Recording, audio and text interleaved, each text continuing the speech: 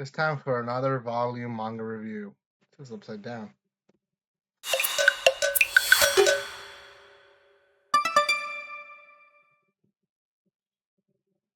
Welcome back to my channel, guys. It's me, Irvin. I have another volume review. It is spring break for me, which technically you would think I'll have more time to record.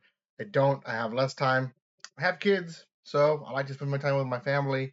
I do read a lot. I just don't get time to record.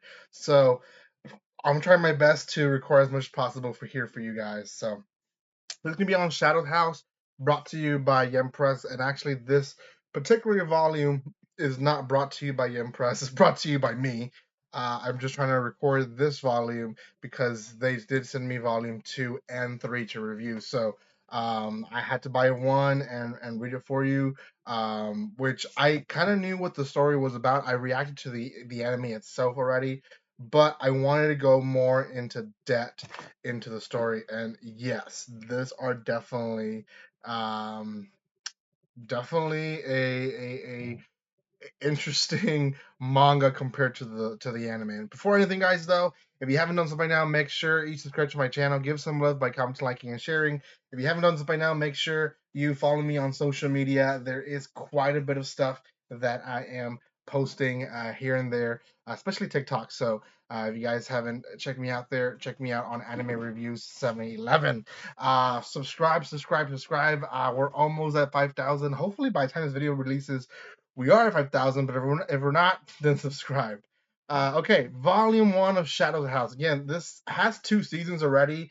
The fact that they're just releasing the manga is a little bit odd, to be honest. It's typically either light novel or manga come out first, and then, eventually, as time goes by, the anime releases. Maybe by the third volume of the manga being released, light novel has been already. If there is a light novel, if there isn't, then it doesn't matter. But if there is a light novel, they're like in volume 10 or 11 by the time the anime picks up, and this almost seems like I don't know if it is, but it almost seems like the anime was the first thing that came out, and then the manga was inspired by the anime. I don't think so, but in the U.S., at least it feels that way. Okay, so the entire volume compared to the actual anime, may see first 2, 3 episodes. This is, I want to say, 90% Kate and Emilico. If you don't know who they are, it's the two girls in the front cover. Kate is part of the Shadows House, kind of, I don't want to say cult, but that's basically what it is. And Emilico is the doll. Now, um, I want to, I guess, throw out the first difference between the manga and the anime. It seems a lot more darker in the manga because they draw it and they portray it in a way of, yeah, everything is rainbows and butterflies, but in the background we don't know what everything is exactly. It is how it is. There's mystery to what seems to be a secret, uh, um, uh, throughout the house, and it's very much evidence that it's this stuff that they're hiding. Um, and if you've seen the anime, you understand. If you haven't seen the anime, then the volume is not going to give you the answer. I don't even think their volume is going to give you the answer because it is taking its time to progress. And essentially, this whole volume is introducing Emilico. She's a doll. She was just born, and she was born this size, and she's learning the ropes around everything. Essentially, she is the face of Kate. So she needs to learn how to protect Kate, keep her room clean. Um, there's a point where Kate realizes Emilico is hungry, and Emilico's like, I'm a doll. I don't have to eat. And Kate's like, no, you still need to eat. You're gonna, die if you don't eat. And she's like, what? That makes no sense. I'm a doll. And from there, you're kind of getting all these context clues like, wait, is she a doll or what is she?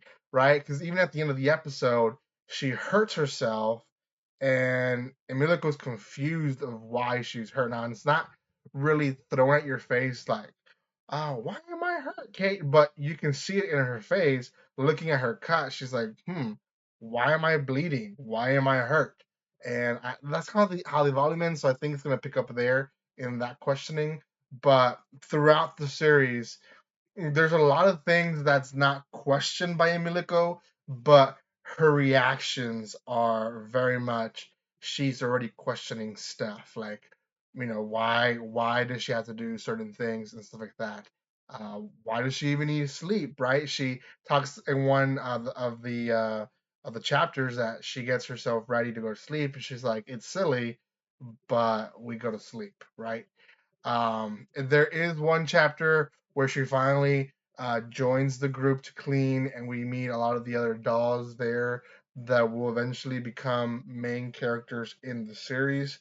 They're really pretty much introduced on the quicks on this volume, and other than her interacting with her leader, who is one of the other dolls. Let's see.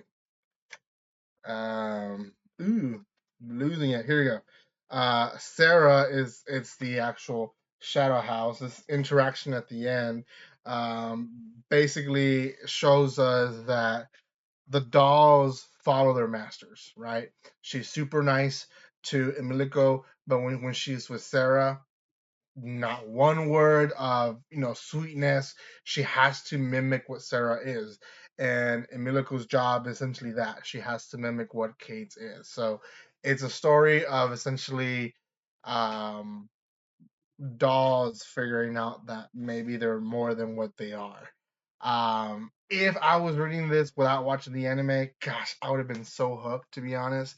The last chapter itself is the kind of like the point of view of Kate, and she shows like she feels filthy, and she just keeps repeating filthy, filthy, filthy. Like she feels like she is a problem, and she pretty much is a problem, to be honest. I'm pointing here where my collection of stuff that I've read and not put away. But anyways, she very much almost hates herself and doesn't know why she hates herself, and it's a pretty good ending, to be honest. Because you get the little point of view of Kate, which we don't get a lot in the anime. So, in a nutshell, great volume. Even if you've seen the anime, you're gonna enjoy this one. Out of 10, I'll give this one for sure an 8. There is a link in the description below where you guys can buy cheap manga. If you're watching up to this point, might as well go check it out. Also, might as well subscribe. So make sure you do all that good stuff. Thank you so much for watching this. If you haven't done so by now, comment, like, and share. That helps the video, helps my channel grow. So thank you so much for the love and support you do for the channel. And like always, don't be strangers. See you guys.